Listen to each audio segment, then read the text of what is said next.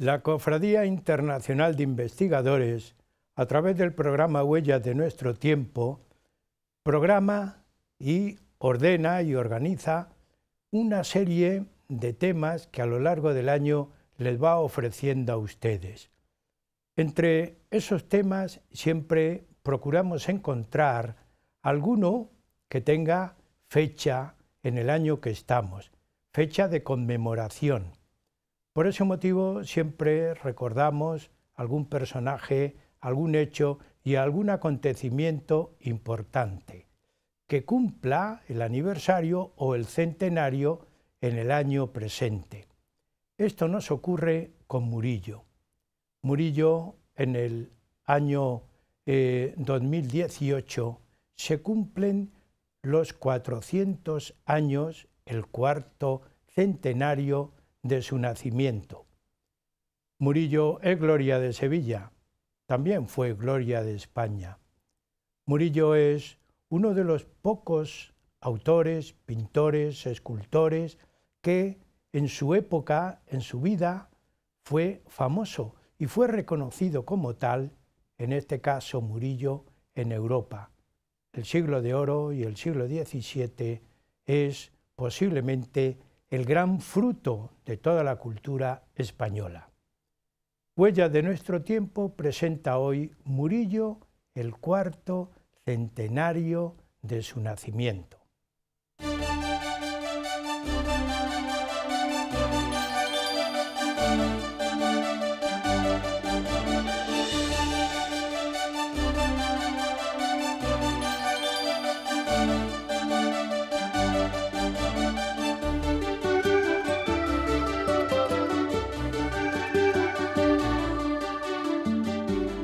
Murillo es el pintor de la delicadeza. Murillo es un pintor extraordinario, hábil técnico y también un gran colorista.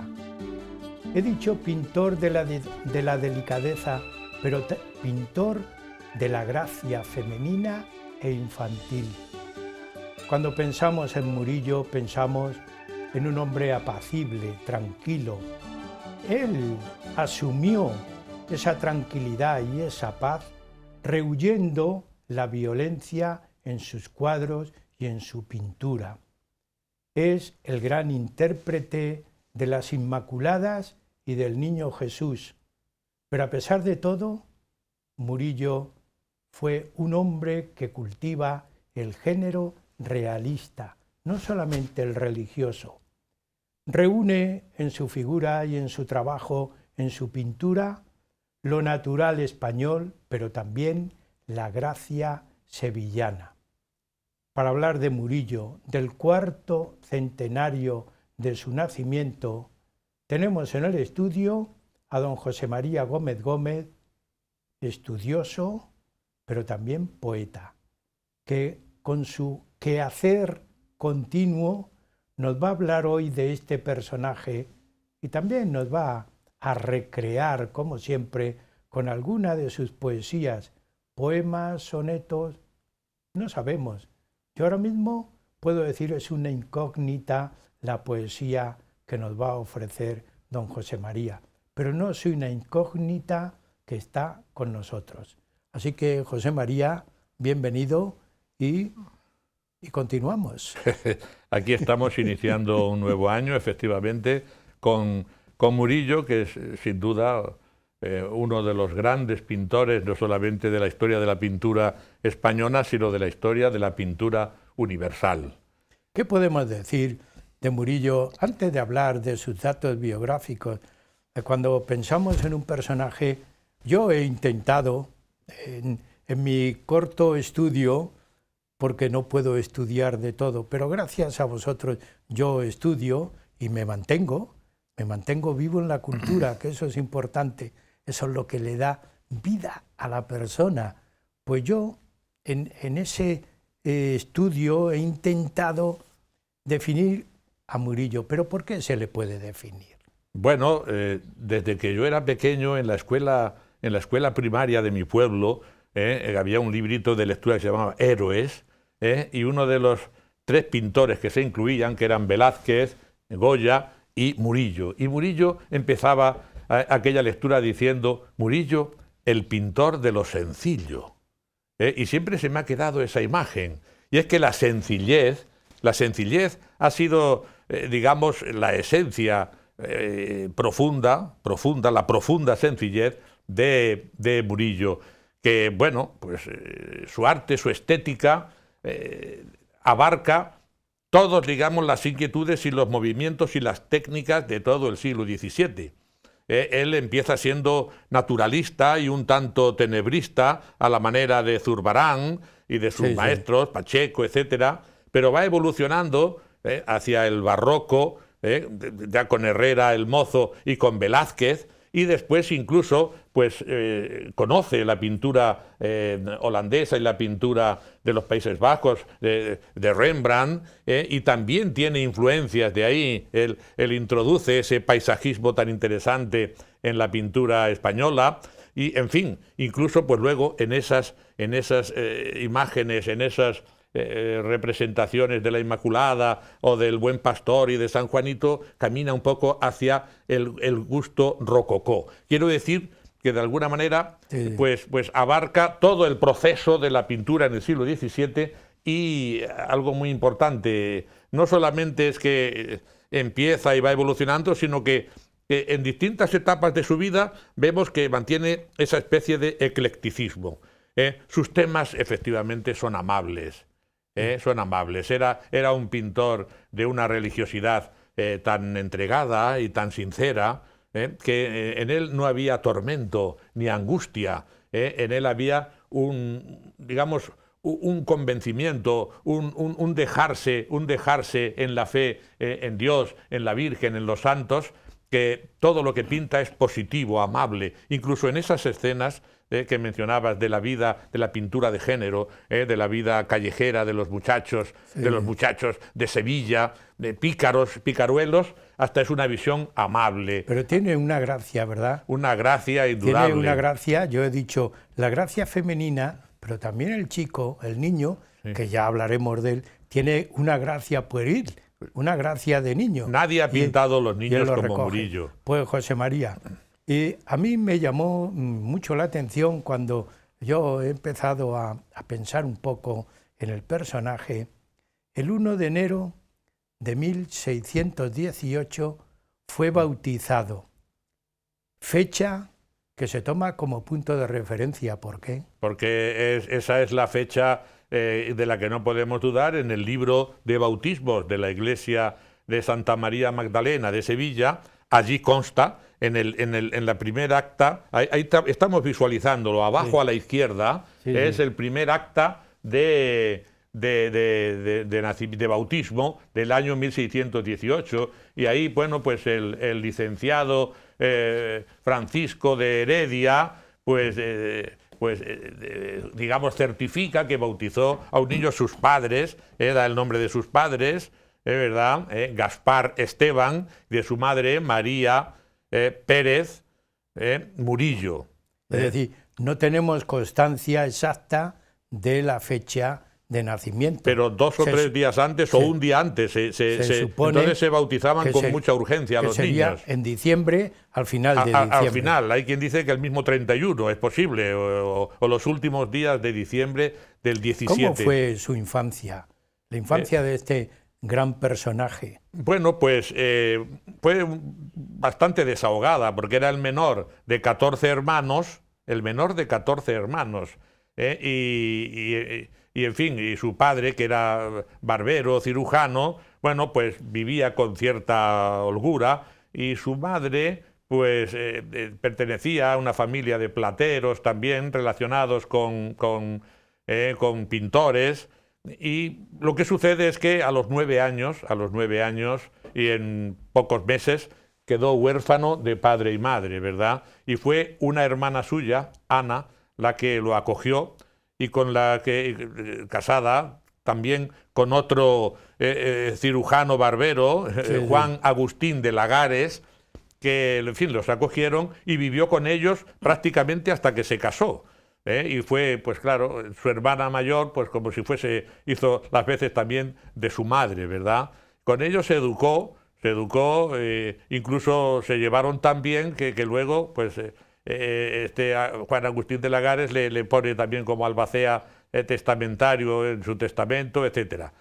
Y fue a través posiblemente de su tío y padrino, un hermano de su madre, de su tío y padrino, que Agustín Pérez, que bueno, pues entró en contacto con el pintor Juan del Castillo, con quien los historiadores del momento pues señalan que pudo iniciarse en la técnica pictórica para la que estaba muy bien dotado desde su infancia, ¿verdad? Aunque fundamentalmente, como dice Antonio Palomino, en su museo pictórico, donde incluye biografías de muchos pintores, pues él pintaba sobre todo del natural, que tenía una habilidad innata y era capaz de pintar fácilmente del natural.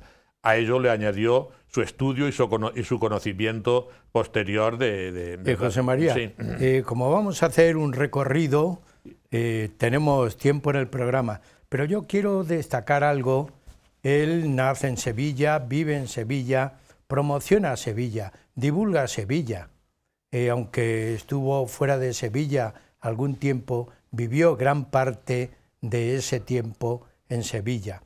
¿Cómo era la ciudad de Sevilla en este siglo de oro? Bueno, digo siglo de oro desde el siglo XVI, XVII. ¿Cómo era Sevilla en esa época? Mira, estamos visualizando las imágenes de la iglesia de Santa María Magdalena. Hemos visto también la pila bautismal donde fue bautizado. Sevilla en aquel momento es la gran ciudad española y una de las más importantes ciudades europeas, lo que significaba ser una de las más importantes ciudades del mundo, ¿verdad? Sevilla por entonces, a finales del siglo XIX, del siglo XV, tenía unos 130.000 habitantes. 130.000 habitantes que ya con la crisis y la peste de 1599 había disminuido un poco, va a disminuir más con la gran peste también de 1649, pero sigue siendo en el siglo XVII la gran ciudad. Allí pues está, ahí tenemos unas imágenes de la peste de esos años que tanto azotaron en Sevilla, pero allí acuden multitud de personajes de todo tipo, comerciantes, todo relacionado con la posibilidad de viajar y de traficar y de negociar con las Indias. Todo eso hace que haya bastante dinero que sí. Circula. En ninguna ciudad circula tanto dinero como en Sevilla. Es una ciudad de unos 70 conventos aproximadamente, algunos de los cuales pues le encargan obras a Murillo, como le encargan también muchos de los comerciantes que hay aficionados a la pintura, le encargan también, hacen muchos encargos y muchas obras. Y luego pues muchos particulares en épocas de peste y de dolor le encargan también para sus oratorios particulares. Es el pintor más famoso en ese momento. ¿Algunos de los encargos irían a las Indias? Bueno, posiblemente, ¿no? Antonio Palomino dice que lo primero que pintó fue una serie de pinturas para enviar a las Indias.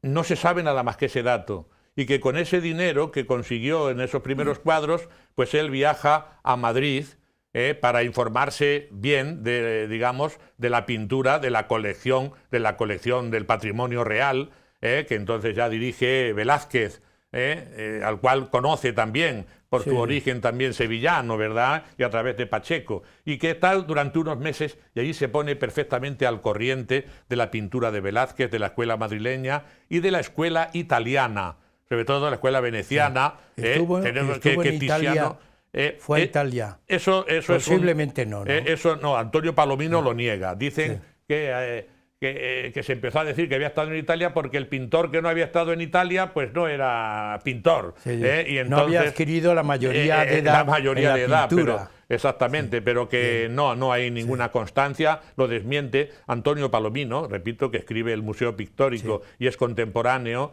y escribe biografías de pintores, señala que efectivamente eso fue un bulo, pero que él no llegó. Que, sin embargo, sí que él certifica, porque le conoció a Murillo, que sí que había estado en Madrid, efectivamente.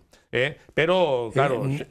inició solamente, José María ha citado los encargos que le hicieron para las Indias. Eso fue el inicio, el primero, de su consagración como pintor, cumplir esos encargos. Bueno, ¿O hay algo en Sevilla que ya le mueve también? Es que eso le estimula. Sí, claro, diríamos, eso de Sevilla no sabemos si fue cierto. El cuadro de los cuadros más antiguos que conservamos, un par de ellos, que debió pintar sobre los 25 años o así, pues son la Virgen de María entregando el rosario a Santo Domingo, y sobre todo la Virgen María con Fray Lauterio, que estamos visualizándolo en Fray Lauterio, San Francisco y Santo Tomás de Aquino. El cuadro ya es muy importante, aunque todavía no tiene el movimiento y la espectacularidad de sus otras grandes obras, pero ya muestra esa afabilidad, ese tono amable. María, ¿está en el convento de San Francisco de Sevilla? No, todavía no. Este cuadro lo he visto yo en Cambridge, en el Museo Fitzwilliam de Cambridge. Allí es donde se conserva. Y además casualmente lo he visto porque he estado en Cambridge visitando a mi hijo, y allí fui al Museo Fitzwilliam precisamente para ver esta obra. Es de los primeros, pero no para el convento de San Francisco. No. Ese cuadro que lo pinta... y es la Virgen María que le dice a Fray Lauterio, que está escribiendo mucha teología, pero para demostrar y tener las pruebas de la existencia de Dios, y le dice la Virgen, le muestra quiénes son los que le pueden guiar en ello: San Francisco de Asís y Santo Tomás de Aquino, ¿verdad? Por eso Fray Lauterio está con los libros que él escribe, y está, sin embargo, recibiendo un poco la bendición de San Francisco y de Santo Tomás. Pero luego él, sí, lo primero que pintó fue precisamente el mismo año que se casó, el año 1645, con Beatriz Cabrera y Villalobos, con la cual va a tener también 10 hijos, pero van a vivir 6 hijos.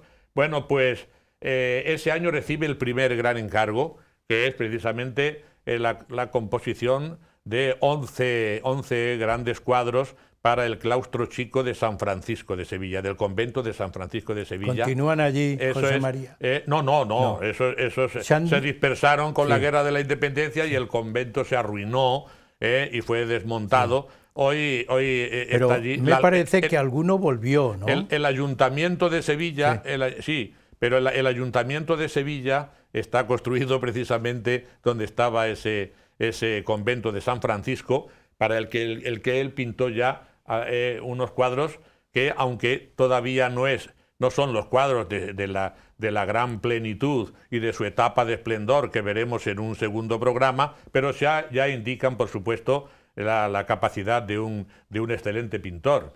Podemos ver algunos de ellos, algunos de esos cuadros. Aquí tenemos San Francisco consolado por el ángel. Bueno, vemos que todavía no hay el movimiento ni la frescura que después ni ese tono después difuminado de los contornos que veremos en sus obras posteriores. Aquí todavía son unos contornos duros, todavía tampoco el color tiene el cromatismo tan perfecto que alcanzará posteriormente. Otro cuadro que estamos viendo ahora, en este caso, es San Francisco Solano y el Toro. San Francisco Solano, que había nacido en Montilla, fue un fraile que se fue a América. Allí estuvo en Tucumán, en San Miguel de Tucumán, fundado por los talaveranos Francisco de Aguirre y Diego de Villarroel.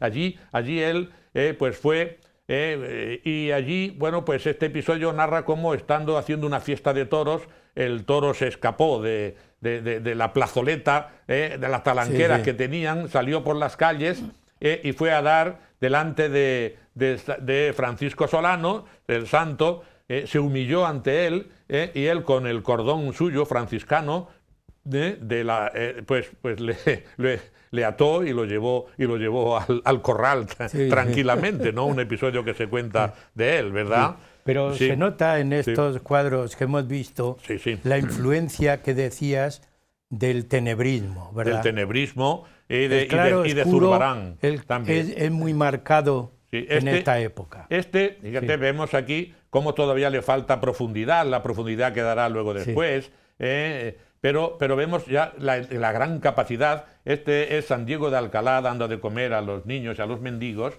Ahí los tenemos rodeados de niños y le tenemos allí toda aquella cohorte de mendigos. La capacidad de pintar rostros, de pintar y no repetirse. Es un maestro en la pintura de los rostros, en la pintura de los gestos. Ahí ya le tenemos. Este es uno de esos primeros cuadros, entre el año 1645 y 1648. O sea, tenía unos todavía... el año 48 cumple los 30 años, ¿verdad? Y está pintando ya de esa manera, con esa tan rara perfección. Sí, sí. Bien, aún podemos señalar algún cuadro más de los pintados aquí, como en este caso es la muerte de Santa Clara. También todos estos pintados para el convento de San Francisco. Fíjate toda la cohorte, estoy viéndolo más cerca, cómo podía ya él amontonar tantas figuras, tantas expresividades distintas, y ya va él adquiriendo el estilo que le caracterizará. Yo no sé si podemos ver, hay uno en la Cocina de los Ángeles, por supuesto, que está citado por ti. Por supuesto, la Cocina de los Ángeles. Lo podemos ver. La Cocina de los Ángeles, ahí la tenemos también. Aquí tenemos ya más movimiento en los personajes. El fraile franciscano, bueno, pues según la tradición, fray Laurencio, pues entraba en éxtasis orando mientras estaba en la cocina atendiendo, pero las labores y el trabajo de la cocina se lo hacían los ángeles. Y vemos a la izquierda cómo está el padre prior, y cómo están también algunos miembros de la justicia y de la nobleza contemplando lo que era un famoso milagro que sucedía con frecuencia al fraile, ¿no? Que entraba en éxtasis en la oración. Pero vemos los distintos planos, ¿no? A la derecha, sobre todo, los ángeles y la cocina, por eso se llama la Cocina de los Ángeles. Luego, en ese nimbo, como en éxtasis, el fraile, y a la izquierda, en plan más naturalista, los personajes, el prior que le están contemplando, ¿no? Hemos hecho una presentación del personaje, a mí me parece amplia, exhaustiva y además significativa como pintor. ¿Cómo podemos establecer, en qué géneros, en qué grupos podemos establecer de toda la gran labor pictórica de este personaje? Yo, siguiéndote a ti, hay por lo menos 3 grandes apartados que yo deseo, por lo menos en esta primera parte del programa, que tú los relates de una manera general, porque después en la segunda parte vamos a ir paso a paso viendo esos grandes grupos de trabajo. ¿Cómo se pueden enumerar? Sí, Murillo, ya lo hemos visto, sus comienzos es la pintura religiosa. La gran, digamos, el gran número de su pintura es la pintura religiosa. Luego, distintos temas o subtemas podríamos señalar dentro de su pintura religiosa. En segundo lugar, es muy importante, porque él es en el siglo XVII y prácticamente casi en nuestra pintura más importante, pintor de género, uno de los más importantes pintores de género. No es que lo inaugure él, pero él es el que le da, digamos, una mayor amplitud, hasta 25 cuadros. Pintura de género... ¿Por qué lo denomina así? Es la pintura... ¿Por qué se denomina de esa manera? Es la pintura de escenas realistas, se dio en llamar así, del género, digamos, realista o del costumbrismo diario, y ese tipo de pintura... lo veremos que abunda mucho, sobre todo los pícaros y picaruelos, pero visto siempre de una manera amable y casi gozosa, ¿verdad? escenas cogidas de la calle, escenas captadas pues en rincones determinados, que él los ve y o los graba en su mente o los visualiza de tal manera.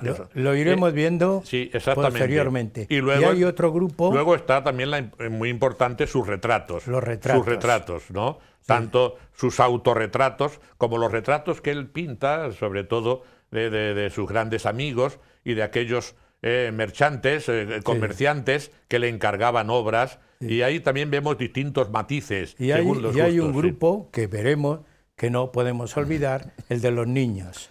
Bueno, los niños, efectivamente, dentro de esos tres grupos de la pintura religiosa están los ángeles, que llenan prácticamente en casi todos los cuadros dedicados a los santos y sobre todo a la Virgen María Inmaculada, pues están cuajados de ángeles en múltiples, en variadísimas posturas y estilos. Bien, los niños de la calle, por supuesto, también son que los iremos viendo. Sí. José María, llegamos a la mitad del programa. Por ese motivo yo te había hecho esta pregunta para que por lo menos esbozaras lo que vamos a ver en la segunda parte.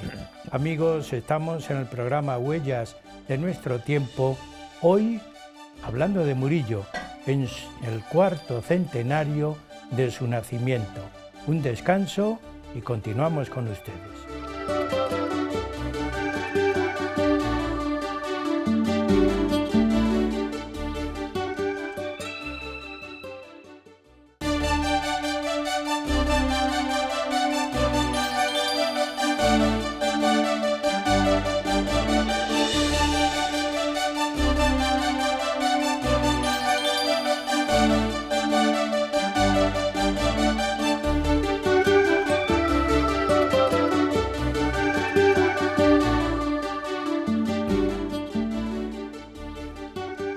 Seguimos en el programa Huellas de nuestro tiempo, que hoy estamos exponiendo el tema Murillo en el 4º centenario de su nacimiento, que ocurrió el 1 de enero de 1618. Tenemos en el estudio a don José María Gómez Gómez, que nos está exponiendo vida, obra, aconteceres y todo el contenido de la obra pictórica. Y en la primera parte le habíamos cortado, pero nos había iniciado la siguiente idea. Hay unos bloques temáticos que son los que aglutinan todo el hacer pictórico de Murillo. Pues por ahí le preguntamos a don José María, ¿cuáles son esos bloques temáticos que vamos a ir desgranando poco a poco en esta segunda parte del programa? Bueno, en primer lugar, como hemos visto ya en la primera parte, es la pintura religiosa. La pintura religiosa es lo que abarca la gran producción de Murillo. Pero también, en segundo lugar, tiene lo que se llama la pintura de género, esa pintura de escenas costumbristas de la vida diaria de la ciudad, de las familias, ¿verdad? Y en tercer lugar, pues también es un autor de importantes retratos. Es un gran retratista también. Bien, pues con ese recordatorio continuamos en el programa con el primer bloque temático, el bloque que aparentemente le da más nombre, el bloque religioso. Lógicamente, y tiene una mayor difusión, ¿verdad? Porque todas las familias nobles y burgueses de Sevilla que se lo pueden permitir, le encargan algún cuadro. Es tan amable su pintura, es tan agradable, es tan digamos, propensa a la devoción, incita tanto a la devoción, que todos quieren tener un cuadro. Aquí tenemos la Sagrada Familia del pajarito, porque que está del Museo del Prado. Ahí tenemos al niño con el pajarito en la mano, el perrito que quiere que le suelte el pajarito, el niño como que está jugando, una escena hogareña. La Virgen María a la izquierda tiene al fondo la rueca, y la cesta con las telas que está bordando, y San José a la izquierda tiene la mesa de carpintero con los instrumentos de su oficio, ¿no? Pero es una escena familiar, casi podría ser también casi pintura de género, ¿verdad? Sí. Bueno, pues como esta y las que vamos a ver a continuación, figuras de la Virgen María, figuras de, en este caso, aquí la tenemos, una Virgen María con la luna, en este caso este medio cuerpo, pero por supuesto ya aparecen los ángeles, la figura de la Virgen con el niño, que nadie la ha pintado lo ha pintado como Murillo. Vemos aquí ya esos contornos difusos, la Virgen María, la Virgen del Rosario también con el niño y con ángeles, que es tan propio también de Murillo, todo el coro de ángeles que la rodean, pues todos estos cuadros devocionales que hemos visto en estampas también hasta nuestros días. Se han divulgado claro, mucho. Pues son la ternura, son la sencillez, son lo amable. Él era un hombre de una fe inquebrantable. ¿Quién no ha visto y no ha tenido alguna estampa también de la huida a Egipto? La huida a Egipto. Quizá esa repetición en las estampas, pues hasta en las cajas de dulces ¿no? Y en cartones y en calendarios, ha hecho cierto cansancio en visualizar la pintura de Murillo, y sus detractores hayan hablado de cierto empalagamiento o cierta dulzurarrería, ¿no? De excesiva dulzura. No es así, no es así. Aquí tenemos una estampa en la primera comunión, las recordamos. Pero José María para los niños, era un sí. hombre sencillo y dulce. Sencillo y dulce, era así, efectivamente. Y su propia, que cuando veamos el autorretrato... Estampas de nuestra primera comunión. Es un hombre al que no le podríamos decir, si viviera en el mundo de hoy, que es un hombre depresivo y ni un hombre cargado de problemas psicológicos, sino al contrario, un hombre que transmite paz y tranquilidad. Sí, lo mismo que en su pintura. Es decir, José María, aunque sea aquí un bloque que a mí me atrae porque yo le estoy dando muchas vueltas a este tema en otros aspectos y conceptos, tiene el artista y la obra una identificación, pero una pregunta, una cuestión. Bueno. Pero la identificación o la originalidad no está en él, sino en el que él lo ve. El artista tiene esa capacidad de transmitir para que él posiblemente no haya pensado en lo que ve el espectador. Sí, eso es así. Nunca un autor es consciente de la dimensión que puede alcanzar su obra. Nunca un autor es consciente. El ejemplo más claro es Cervantes en el Quijote, ¿no? Y cómo lo vio en su tiempo sus contemporáneos y cómo se ha seguido viendo con el tiempo y cómo cada momento de la historia ha ido viendo cosas en el Quijote en las que a lo mejor Cervantes ni soñó, ni pensó. Decir, lo mismo sucede con los Murillo, pintores. Cuando tú decías que hasta en las cajas de dulces, Murillo no concibió su obra para eso. Claro. Pero después viene el espectador, el que contempla la obra y lo ve, y le da otra vida distinta.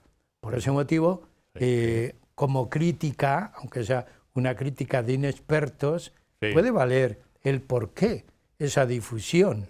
Efectivamente, porque, bueno, pues vale su pintura para todas las edades y, por supuesto, para la contemplación de los niños. Las estampas de la primera comunión, por ejemplo, esta estampa de Santas Justa y Rufina sosteniendo la Giralda, según la tradición, pues en el terremoto que tuvo lugar a finales del siglo XVI, pues ellas habían sostenido la Giralda para que no se derrumbara, ¿no? Qué hermosa idea.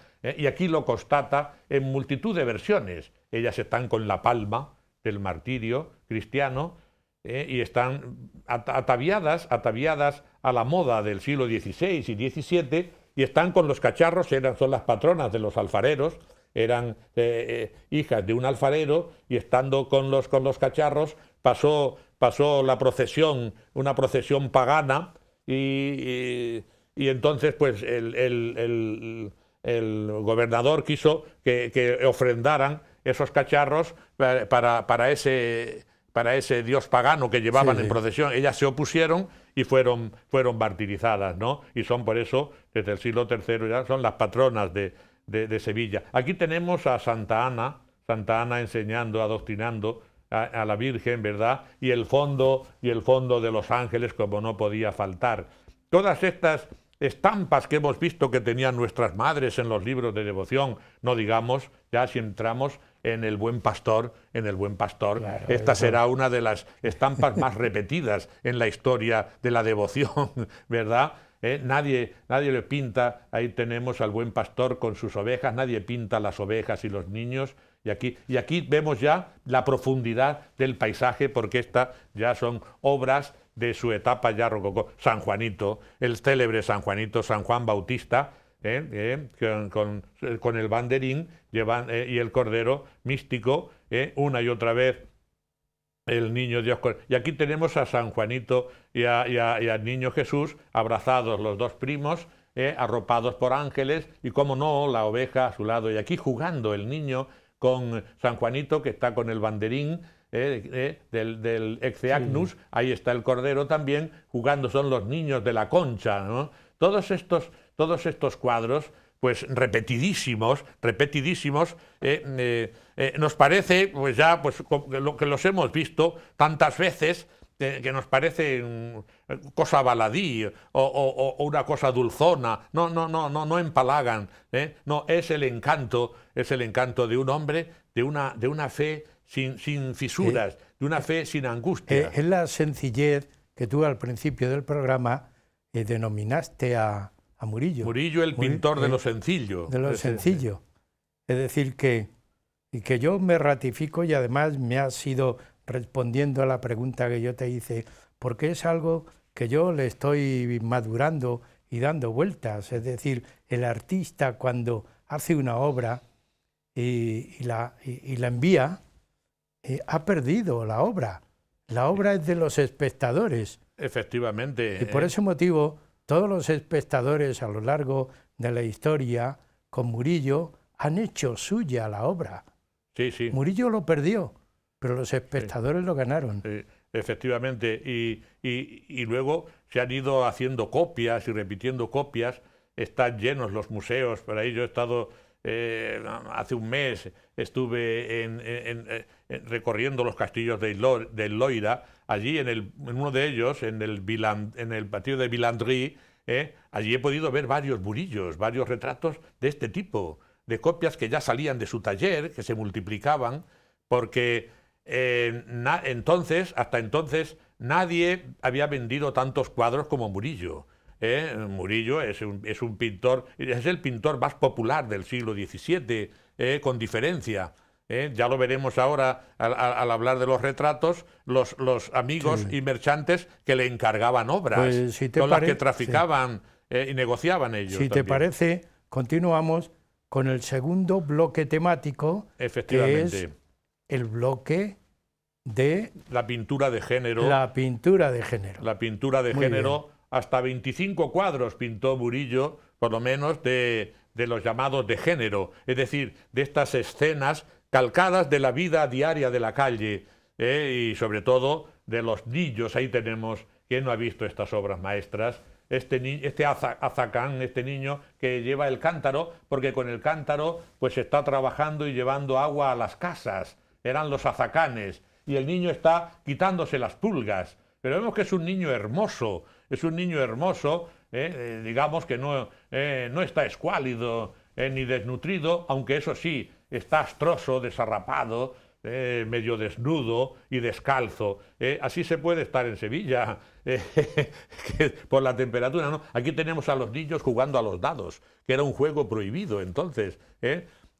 pero ahí los tenemos y vemos cómo están también semidesnudos con las ropas destrozadas. Pero qué juego de luces, José María. Efectivamente, y qué encanto de niños, ¿no? Con que, yo diría, si pudiéramos ver otra vez el de los niños jugando a los dados. Niños jugando a los dados. Para mí, el gran personaje de ese cuadro, yo pienso que son no los niños solamente, sino el fondo, esas nubes, ese contraste. Pero fíjate, que hay ahí. Los escorzos, la postura de los niños, ya cómo está en pleno barroco, ya cómo los pinta en ese movimiento, ¿no? Que parece que los ha sorprendido y que están moviéndose ahí. Y fíjate en el niño que nos mira comiendo ese mendrugo de pan, y siempre el perro, si los niños no tenían a veces para comer, para hartarse, los perros, fíjate cómo estaban a la cuarta pregunta, pero hay una cesta ahí de fruta, pues son estos niños que bueno, pues recaderos, ¿verdad? Llamados, como en el caso de Cervantes, Rinconete y Cortadillo, los niños del Esportillo. Ahí tenemos a este niño también medio desnudo, pero risueño. En ellos son estos pícaros, pero en ellos no se retrata la maldad, ¿no? Ni el resentimiento, no, sino la dulzura, aun siendo la buena compostura, pobres desarrapados, efectivamente. La buena compostura del humilde. Del humilde, sí, efectivamente. Cómo los mira con esa ternura, es que tienen, siempre con ternura y con dulzura. Un estudio psicológico muy importante estos cuadros, fundamentalmente de los niños desvalidos. Mira en este caso, estos tres golfillos. También tienes el azacán, que es el negrito que lleva el cántaro para servir agua por las casas, y tenemos el esportillo, los mozos del esportillo.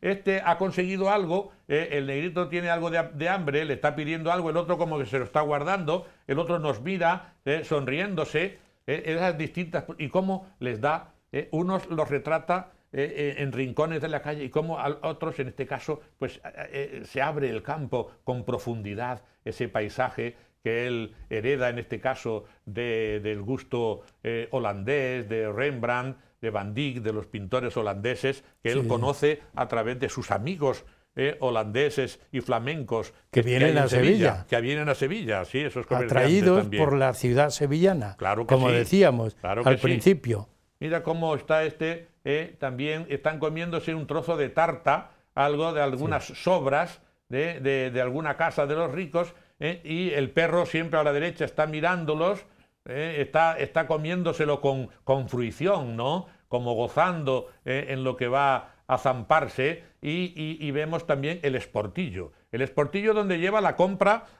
que tiene que llevar a los señores, pero en el camino han encontrado algo. Lo mismo esas uvas de moscateles y ese melón del que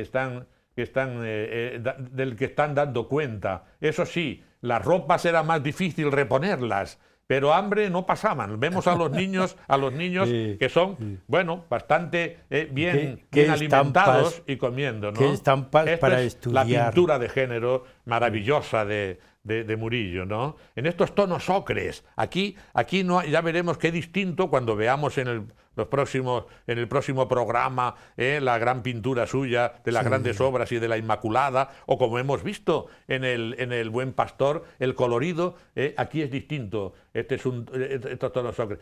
Fijémonos en son colores tierras. Tierras, sí. En este caso, esta anciana, esta mujer, con el gallo y la cesta de huevos, otra pintura de género, y casi que también puede ser considerada un retrato, ¿no? Porque esta mujer está perfectamente pintada al natural de la calle, una mujer del siglo XVII de Sevilla, ¿verdad? Pues con la boca raída, le faltan tantos dientes, la mirada entre triste y de aceptación, ¿no? Ella va a vender su gallo y a vender los huevos, ¿no? Al mercadillo, al baratillo, sin duda, de Sevilla, ¿verdad? Pues vamos a seguir con el tercer grupo que tenemos, el grupo de los retratos. Sí, efectivamente. El grupo temático que tiene otra fuerza pictórica y otra fuerza social distinta. Estamos viendo religión por un lado, estamos viendo la calle, el desvalido y ahora vamos a ver el personaje. Tres grandes bloques que van hilados, van unidos. Efectivamente. En el retrato hay que observar dos técnicas. La normal es la técnica tradicional un poco castellana o española, de la sobriedad de la figura. Sobre todo, pues aquí tenemos uno de los primeros. Este es el padre Justino de Neve. Este era un hombre procedente también de una familia extranjera situada en Sevilla en el siglo XVI, y él es un hombre acaudalado, muy rico, y además es canónigo de la catedral, y se va a dedicar a encargar obras a Murillo, ¿no? Tanto para la iglesia de Santa María la Blanca como para el Hospital de los Venerables. Es uno de sus grandes mecenas, como este otro holandés, Nicolás de Omazur, que ahí le tenemos, que también era poeta, y también llegó a tener 30 y tantas obras de Murillo, ¿no? Y le encarga también para tener él, claro, se las compra. Incluso al final de su vida, Murillo, cuando muere, dice que le tiene encargadas unas obras que solamente le ha podido entregar hasta 60 pesos, pero que ya le ha pagado 100, le pagaba hasta por adelantado, ¿no? Sin embargo, si esos retratos los vemos con técnica, digamos, española, castellana, este retrato parece un retrato flamenco. Sí. ¿Lo estamos viendo? Total, este es otro de los merchantes, Joshua Van Bell. Y vemos cómo este hombre, que poseía también un cuadro de Rembrandt, cómo él quiere que le pinte un poco a la manera holandesa. Sí. Vemos, esto no era la manera habitual de vestir. Y le trae algunos modelos, ¿no? Y le trae, efectivamente, claro. Para por eso que se fijen los modelos. Y le piden también. Y bueno, aquí tenemos a don Andrés de Andrade, en actitud un poco con el perro, que también los perros los pinta de maravilla, lo mismo que las ovejas, Murillo, y le vemos también en este sentido de un hombre castellano como este caballero con golilla. No sabemos exactamente a quién pertenece, pero evidentemente es uno de los cuadros. En este sentido le pueden influir Zurbarán y Velázquez, que son retratistas. Se nota un caballero castellano. Castellano, sí. Lo mismo otro, ¿verdad? Que este es Diego Félix de Esquivel. Ahí lo tenemos con la Cruz de Santiago. Y por supuesto, pues en esta actitud, o lo mismo que este gran cronista, historiador de Sevilla, Diego Ortiz de Zúñiga, retratado en medio de ese medallón, como este caballero anónimo. Este podía ser don Miguel de Mañara, antes de convertirse y de impulsar el Hospital de la Misericordia, o el mismo don Juan Tenorio. Vemos este caballero. Bueno, y luego estas damas, que esto puede entenderse claramente pintura de género, estas mujeres en la ventana, que pueden interpretarse también como el retrato, como retratos perfectamente... Pero qué detalle femenino, sí. Cómo intenta ocultarse. O en este caso, sí, en la otra, sí, o en este caso, la florista, que esto puede ser un retrato, o también puede ser, algunos lo consideran, una alegoría de la primavera, ¿verdad? Bien, por el gusto alegórico de la época, y que él también tendrá ocasión de hacer algunos jeroglíficos. Bien, por supuesto, el autorretrato. Pocos han perfeccionado y han pintado con tanta perfección el autorretrato. Pero ahí le tenemos, fíjate en este caso, cómo está en el marco y cómo está poniendo la mano como saliéndose del marco. Ese realismo. Pero ese es un recurso pictórico para situar la figura. Y el orgullo de ser pintor. A un lado tiene el cartabón, el lápiz, ¿verdad? Y a otro lado tiene la paleta y los pinceles propios de su oficio, ¿verdad? José María, hecho por encargo de sus hijos, pone ahí. Si pudiéramos ver otra vez el de las mujeres asomadas el autorretrato. El autorretrato. Si lo pudiéramos ver, el autorretrato, el siguiente. El siguiente. Y yo cuando miro a Murillo en este retrato, miro frente amplia, frente despejada, porque tiene melena. Sin embargo, no le tapa la frente la melena. Un hombre que está comunicándose, ¿verdad que sí? Como psicólogo estás haciendo... Está comunicándose. La las proporciones perfectas. Y hasta si pudiéramos colocar ese cuadro de armonía de las dimensiones griegas, ¿verdad que se lo podíamos atribuir? Hombre, el canon, muy pocos autores lo han perfeccionado o lo han interpretado con tanta perfección, el canon de la figura humana, como Murillo. Ya lo veremos en sus grandes obras. Este cuadro obras. A mí me atrae de esa manera. Destaca la cara, pero no el cuerpo, porque ahí no tiene argumentos para confundir a la cara con ropajes. Son muy oscuros, ¿verdad? Y la mano del artista que quiere salirse del marco. Como diciendo, este soy yo soy mi mano pintando, ¿no? Transmito. Bueno, José María, es que podríamos estar analizando cada cuadro. No podemos ir cuadro Nos queda por cuadro entreteniéndonos, muy poco tiempo, porque ya, pero suficiente para que una pincelada antes de ese poema que nos tienes preparado, una pincelada fuera de estos tres grandes grupos que hemos hablado, el bloque temático religioso, el bloque temático de género, el bloque temático de retratos, aunque no sea nada más que volver solamente a citarlo. Los niños son el gran estudio que merece este pintor. En este programa, porque ya emplazamos para el siguiente de las grandes obras. Cuando nos despidamos ya lo diremos. Y veremos a la Inmaculada y todo esto. Ya lo diremos. Sí, pero efectivamente de todo este bloque yo creo que nos queda como original, porque es que nadie ha pintado un detalle. Nadie ha pintado los niños como Murillo. Si quieres, lo gloso, ya están apareciendo ahí, con estos versos. Entre las glorias que el arte de la pintura ha tenido, una destaca, señera, por su original sentido y por su esencia española. Son los niños de Murillo. Son los ángeles del cielo, querubines encendidos, siempre afables y sonrientes, en movimiento continuo, desnudos, arracimados, entre rosas abrazados en escorzos atrevidos, entre cendales de nubes y el incandescente brillo del proverbial oro viejo del eterno sol divino. En torno a la Inmaculada son pedestal, son estímulo, son corona y son cortejo que la elevan al empíreo. Son el niño Dios que juega con sus padres, humildísimo, en la feliz y sagrada familia del pajarito. Son, entre ovejas dulcísimas, el buen pastor, San Juanito, uno abrazado a la cruz, el otro al cordero místico.